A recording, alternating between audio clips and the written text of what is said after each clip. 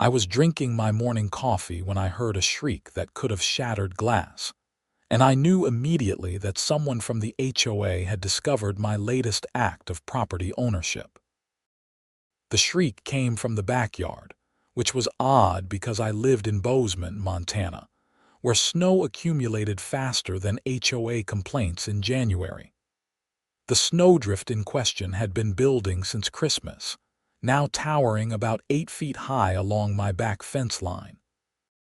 It was February, and we'd had 3 major snowstorms in the past 2 weeks alone. The city plows had been working overtime, and naturally, all that displaced snow had to go somewhere.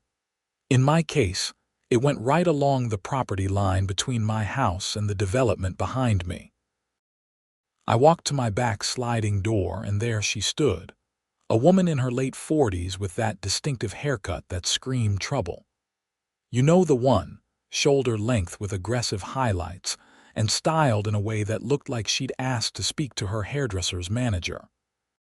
She wore a puffy white jacket that made her look like an angry marshmallow and was gesticulating wildly at my snowdrift. "Excuse me," I called out, opening the door despite the cold air rushing in. "Can I help you?" She spun around, her face already red, though whether from cold or anger I couldn't tell. "Are you Frank Morrison?" "I am," I said, staying in my doorway. I'd only been living in this house for 8 months, having moved from Seattle for a job opportunity with a tech company that had opened a satellite office in Bozeman. The house was a modest 3-bedroom ranch-style home that I'd bought for what felt like a steal compared to West Coast prices. "I'm Deborah Hutchins, president of the Meadowbrook Hills Homeowners Association," she announced, as if I should have been rolling out a red carpet. "Your property is in violation of Section 12.4 of our covenant regarding obstructions that impede neighboring views." I blinked at her.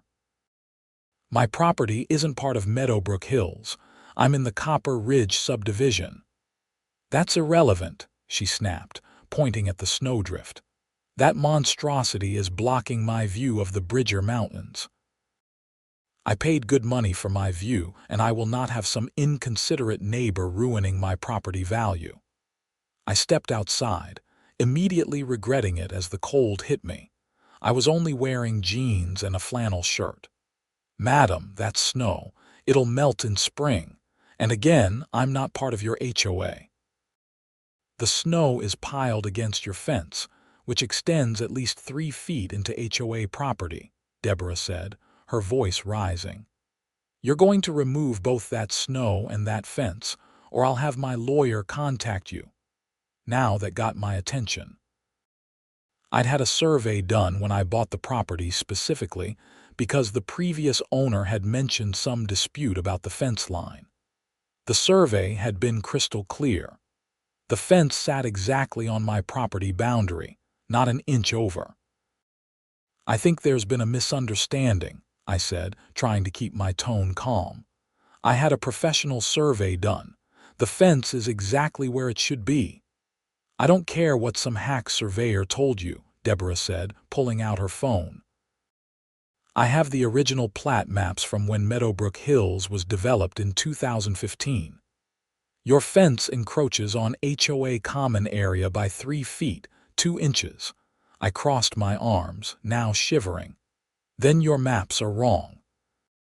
"My survey was done by Henderson Land Surveying.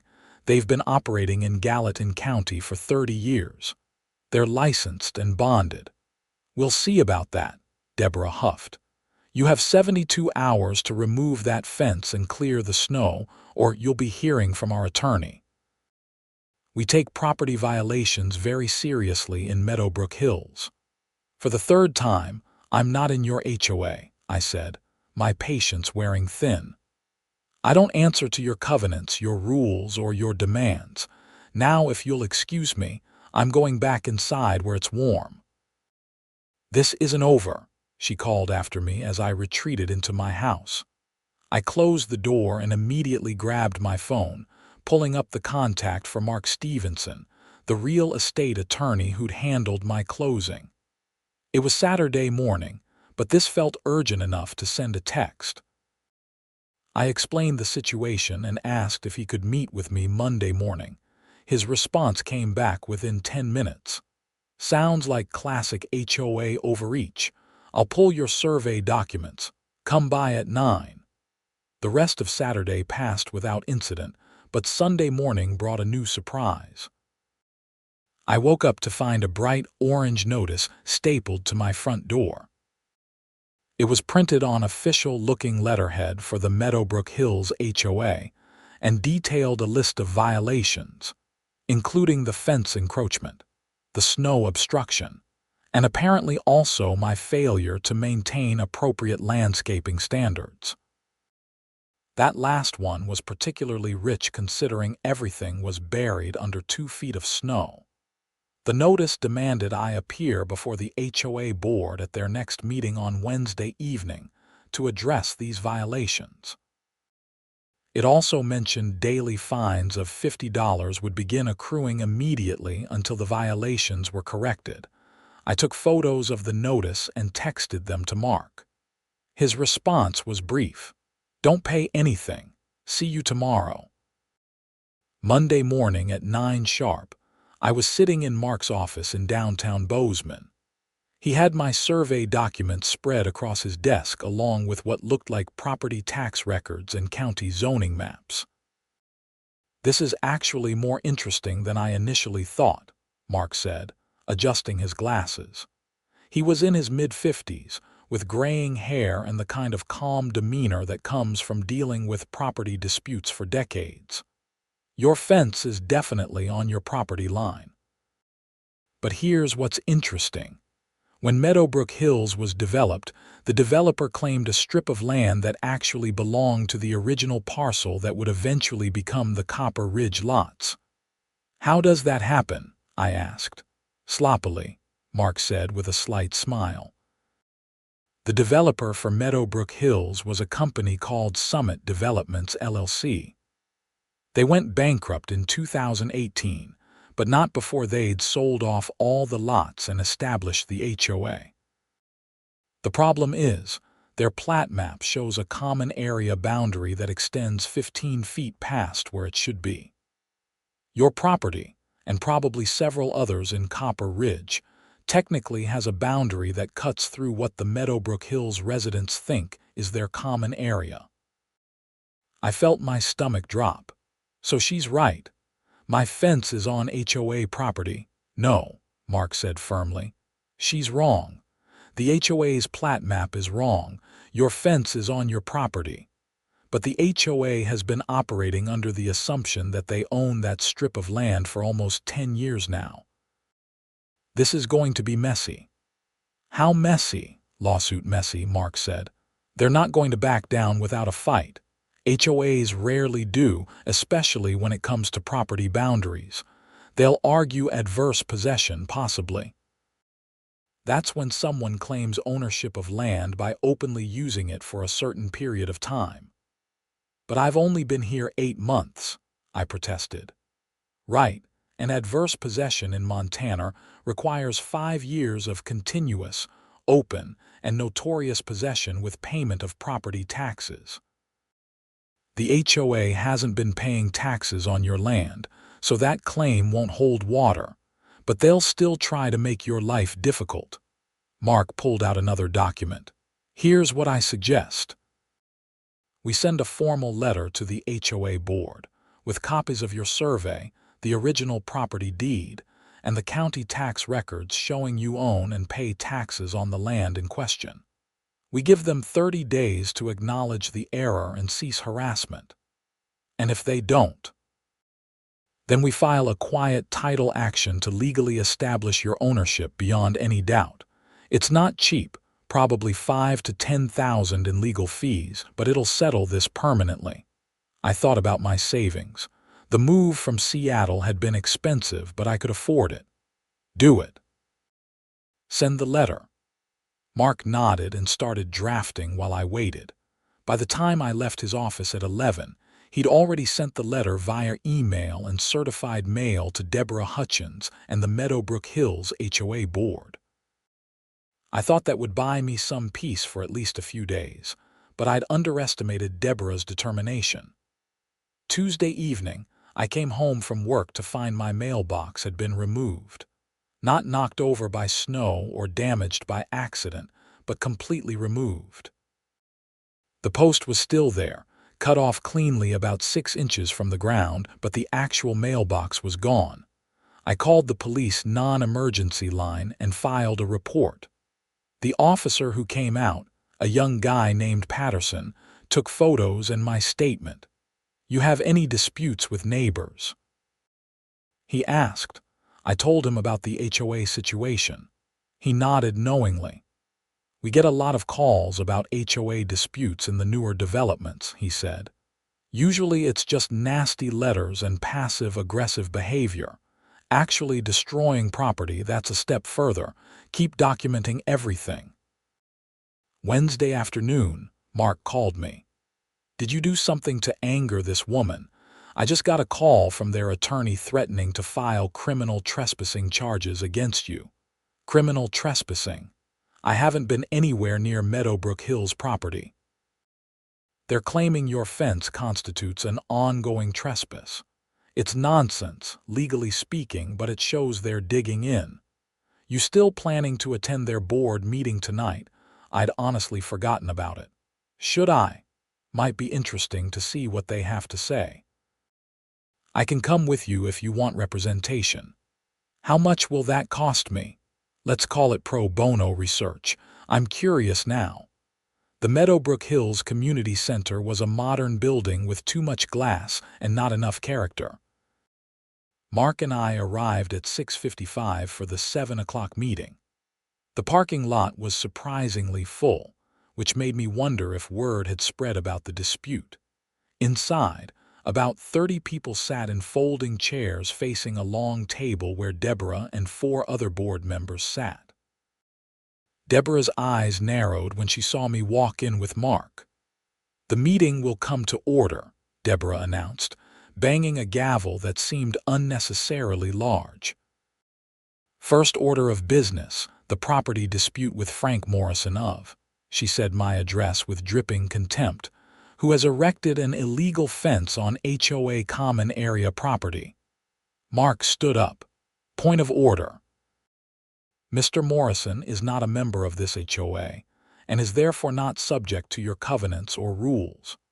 Additionally, as detailed in the letter you received yesterday, his fence sits entirely on his property as confirmed by a licensed surveyor and county records."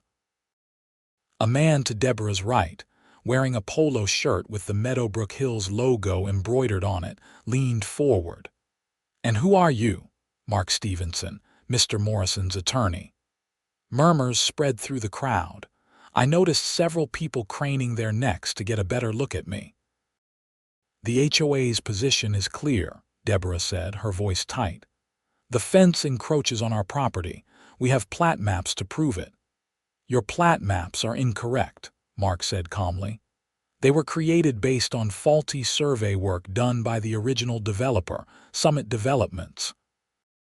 The county records, which supersede any private plat maps, clearly show the boundary line." Another board member, a woman in her 60s with silver hair, spoke up. "Even if that's true, the snow piled against the fence is still blocking views. That affects our property values." "Snow is an act of nature," Mark replied. "Mr. Morrison didn't create it or deliberately pile it there. It accumulated naturally. If you have a problem with snow accumulation, take it up with Mother Nature or the county road department." "This is ridiculous," Deborah snapped. "We've maintained that land for almost 10 years. We've mowed it. We've treated it as our property. That has to count for something." "It counts for trespassing," Mark said pleasantly. "Repeated trespassing, in fact, which Mr. Morrison has been generous enough to overlook." I could see Deborah's face turning red. The polo shirt guy put a hand on her arm, clearly trying to calm her down, but she shook him off. "You want to talk about trespassing? Your client's fence is the trespass. And if he doesn't remove it, We'll sue him for every penny it costs to restore our property." "I welcome that lawsuit," Mark said. "It'll give us the opportunity to establish once and for all the correct boundary line, and then we can discuss the HOA's liability for their harassment of my client, including the destruction of his mailbox." Deborah's eyes widened. "I didn't touch his mailbox. Someone did." The police report has been filed. The meeting devolved from there. Other residents started asking questions, mostly about whether their own properties might be affected. The board tried to maintain order, but it was clear they hadn't expected Mark's level of preparedness. After about 20 minutes of chaos, Deborah adjourned the meeting early, announcing the board would consult with their attorney and reconvene. As Mark and I walked out to the parking lot, he seemed pleased. "That went well." "That was well," they're rattled. "Good. Means they know their position is weak." Thursday morning, I had to work from home because the county was finally sending someone to investigate my mailbox complaint. The deputy who showed up was different from Officer Patterson, an older woman named Martinez who'd apparently been with the sheriff's department for 15 years. "I pulled the report from the other night," she said, examining the cut mailbox post. "This was done with a saw, probably a hacksaw based on the marks. You have any security cameras?" "No," I admitted. "I've been meaning to install some but haven't gotten around to it." "Might be a good time to start," she said. "You got any suspects in mind?" I hesitated, then told her about the HOA dispute. She took notes and asked for Deborah's contact information. "I can't promise anything," Deputy Martinez said. "Without video evidence or witnesses, it's hard to prove who did it, but I'll have a conversation with Miss Hutchins, see if she knows anything." After she left, I went online and ordered a complete security camera system with 4 cameras and cloud storage. It would arrive Saturday with overnight shipping, a small fortune but worth it. Friday brought a new development. I received a certified letter from a law firm in Bozeman, Carver and Associates, representing the Meadowbrook Hills HOA. The letter was 5 pages of legal threats, demanding I remove my fence within 7 days or face litigation. It also claimed I owed the HOA $4,200 in accumulated fines. I forwarded it to Mark immediately. His response came an hour later. "Expected. Don't respond. I'll handle it." That evening, I decided to do some investigating of my own. I drove over to the Gallatin County Courthouse and spent 2 hours in the records department, pulling up property deeds for the houses along the boundary between Copper Ridge and Meadowbrook Hills. What I found was fascinating. The original land had belonged to a rancher named Thomas Whitmore, who'd owned 200 acres. In 2012, Whitmore had sold the northern 100 acres to Summit Developments, who'd created Meadowbrook Hills. In 2016, Whitmore had sold the southern 80 acres to Copper Creek Development Group, who'd created Copper Ridge. The remaining 20 acres Whitmore had kept for himself. The problem was in how Summit Developments had drawn their plat map. They'd extended their common area boundary by 15 feet, apparently hoping no one would notice or care. When Copper Creek Development Group did their survey years later, they'd used the correct boundary, which meant the plats didn't match. I made copies of everything and emailed them to Mark with my findings. His response was immediate. "This is gold. You missed your calling as a paralegal." Saturday morning, I installed my security cameras. 2 covered the front yard, including the mailbox. 2 covered the back, including the fence line and the notorious Snowdrift. I tested them thoroughly and felt better knowing I'd have video evidence of any future incidents. That feeling lasted until Sunday afternoon, when I got a motion alert on my phone. I pulled up the app and watched as Deborah and two men approached my back fence from the Meadowbrook Hills side. One of the men was carrying what looked like surveying equipment. I grabbed my coat and headed outside, making sure to be recording on my phone as well. "Can I help you?" I called out as I approached the fence. Deborah jumped slightly, clearly not expecting me. "We're conducting our own survey to prove the fence encroachment. On my property, without permission." "We're on HOA property," Deborah corrected. "We have every right to be here." The man with the surveying equipment, who looked professional in a thick jacket with a company logo, seemed uncomfortable. "Madam," I explained in the truck, "if there's a dispute about the property line, I need documentation from both parties before I can do any work here." "The documentation is in the clubhouse," Deborah said impatiently. "Just take the measurements." "I can't do that," the surveyor said. He looked at me. "Are you the property owner?" "I am, Frank Morrison." "Did you have a survey done recently?" "Last June by Henderson Land Surveying." The surveyor nodded. "I know Tom Henderson. Good work, reliable. If he marked this boundary, I'd trust it." Deborah looked like she wanted to explode. "I'm paying you to verify our property line. And I'm telling you I can't do that without proper documentation from both parties and county approval," the surveyor said firmly. "I'm not going to risk my license over an HOA dispute. I'm sorry, but I'm going to have to decline this job." He started packing up his equipment while Deborah sputtered protests. The other man who'd come with them, who I realized was the polo shirt guy from the board meeting, tried to calm her down. "Deborah, let it go. We'll figure this out another way."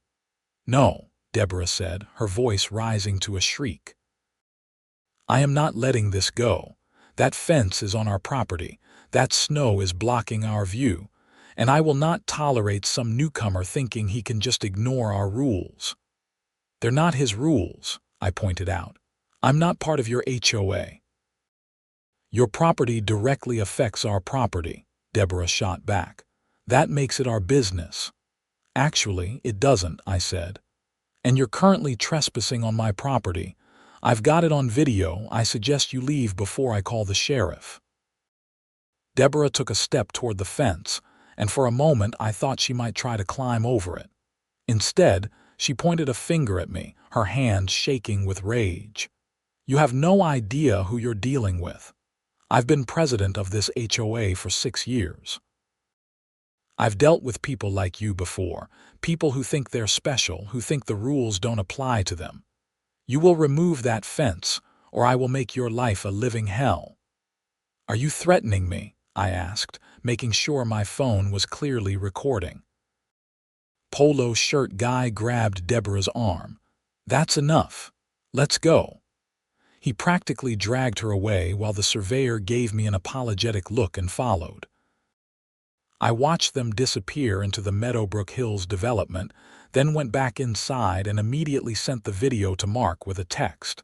"This woman is unhinged." His response: "Save all footage. This could be useful." Monday morning brought another surprise. I walked out to my car and found all 4 tires slashed.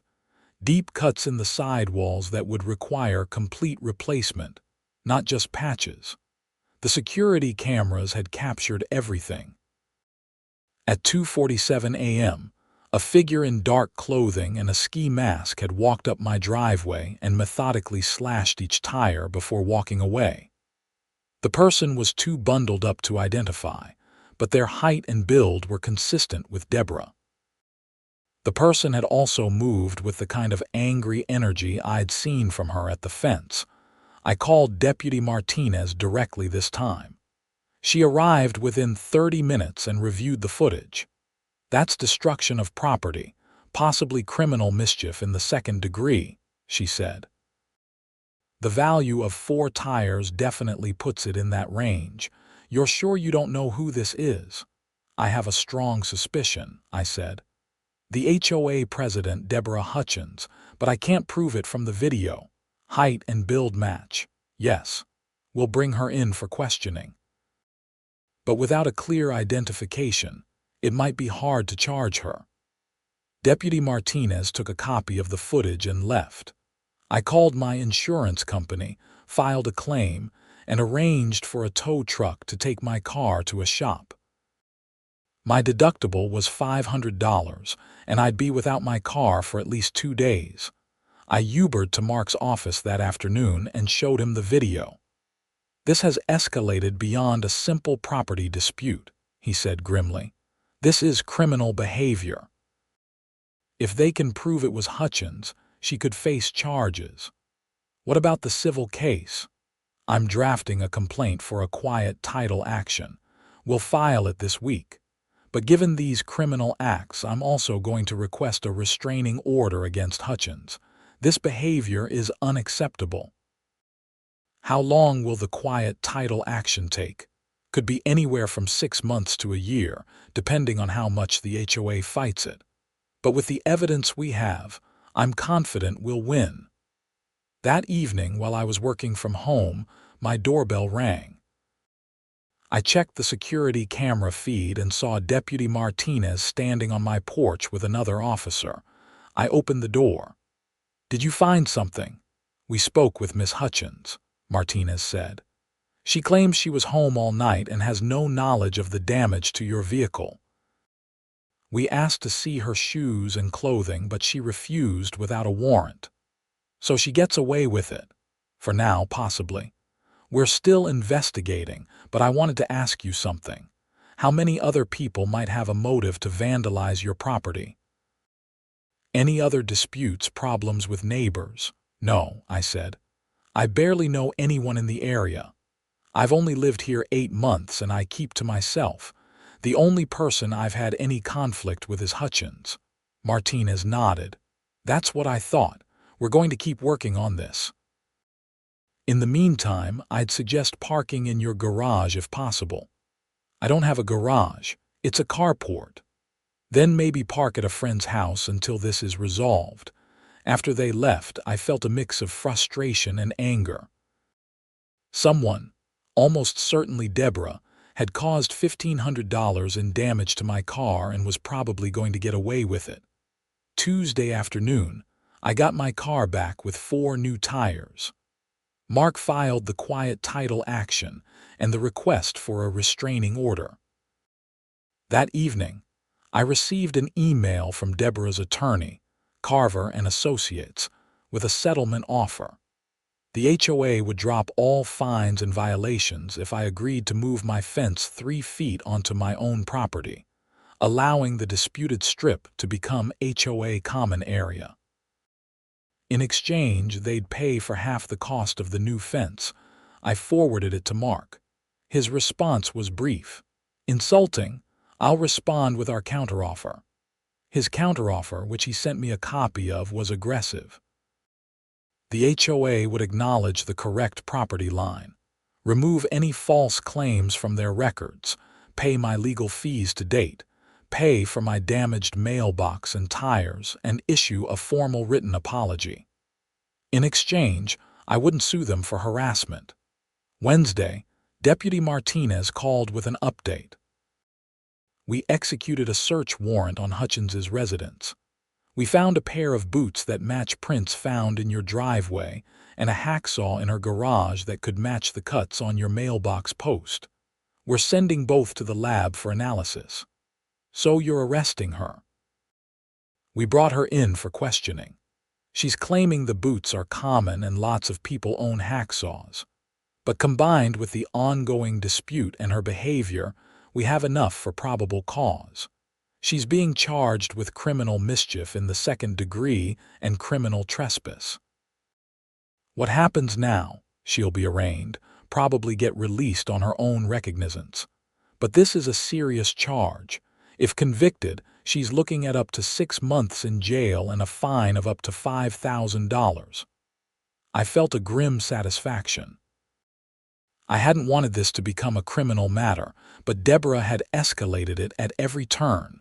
Thursday morning, the local newspaper, the Bozeman Daily Chronicle, ran a story about the arrest. HOA president charged in property dispute vandalism, Read the headline.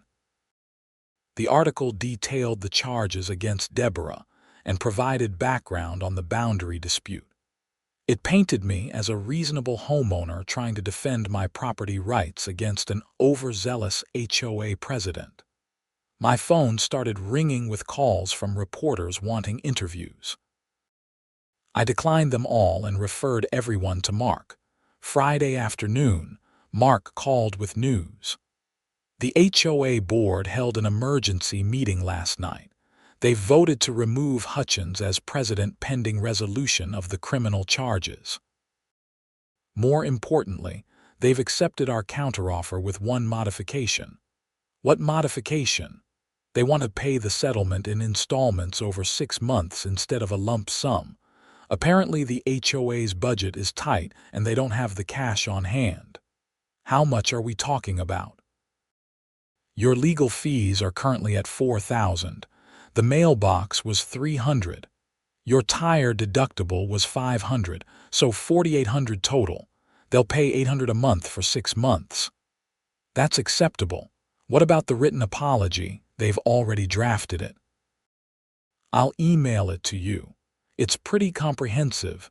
Admits they were wrong about the property line, apologizes for the harassment, and commits to updating their plat maps to reflect the correct boundaries. And the criminal case against Hutchins, that proceeds regardless. That's between her and the state of Montana now.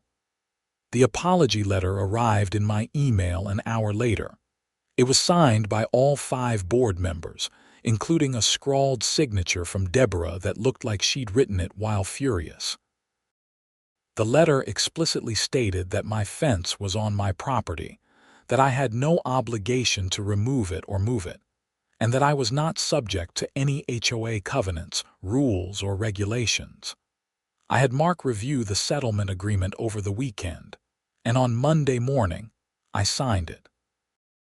The HOA wired the first installment payment that afternoon. The restraining order hearing was scheduled for Tuesday morning.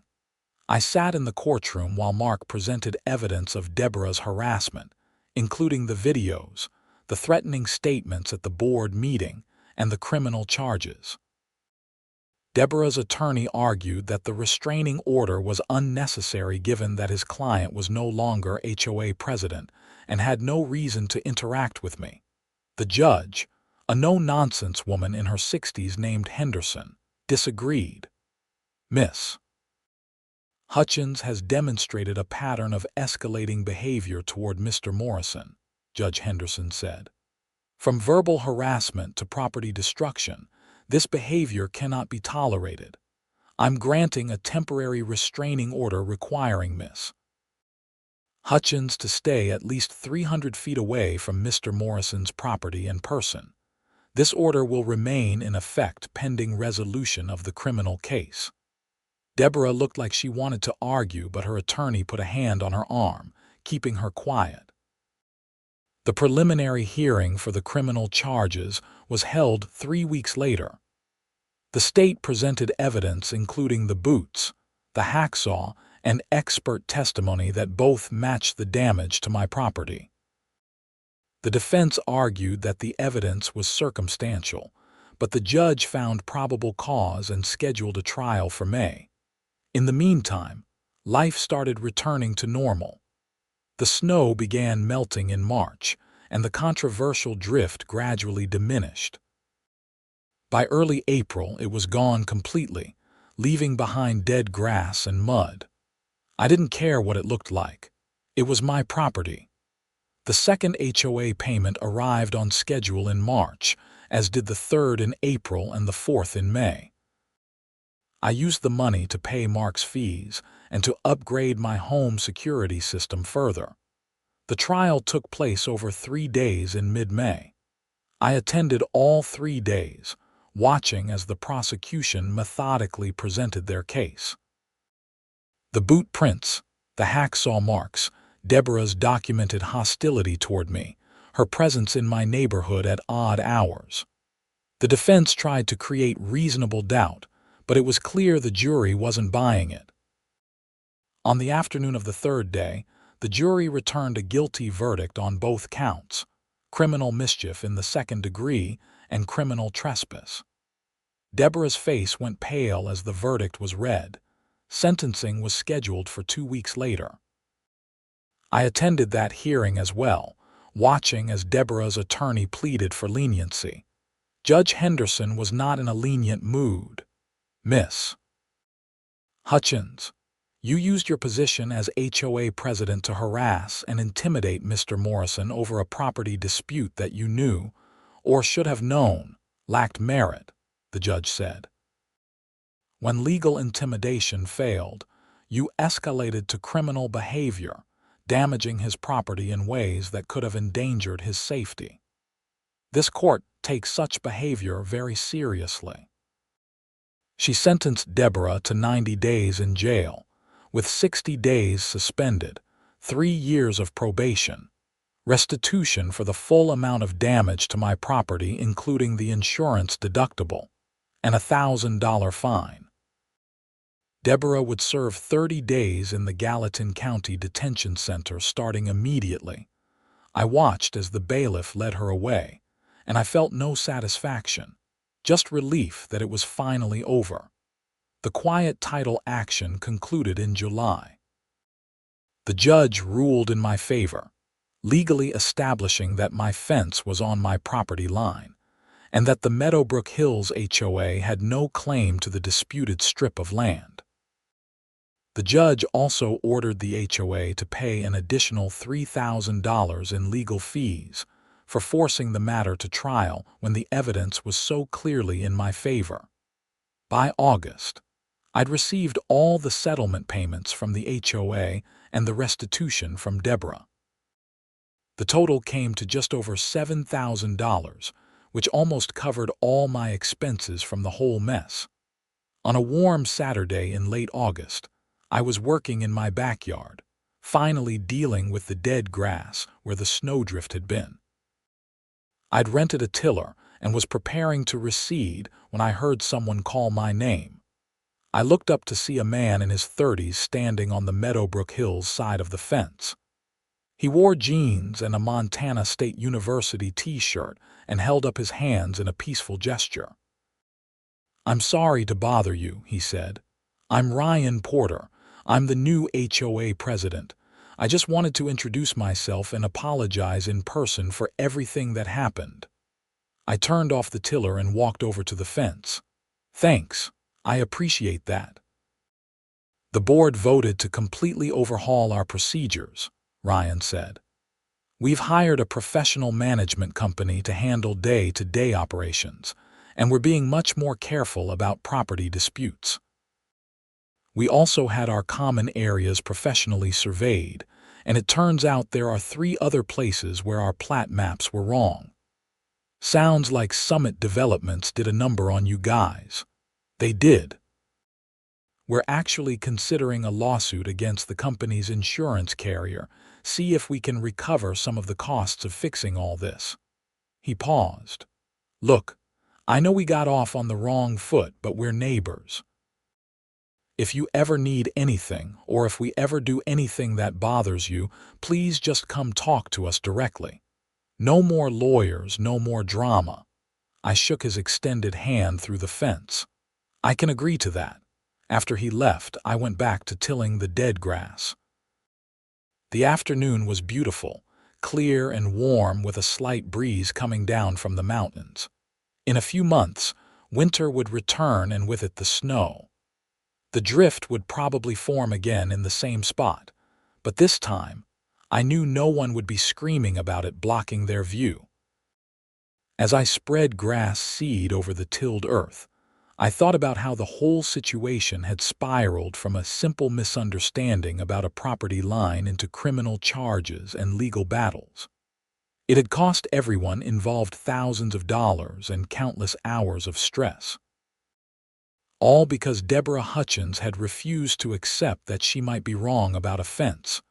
The grass seed took hold quickly in the warm August weather, and by September, the dead spot was covered in new green growth.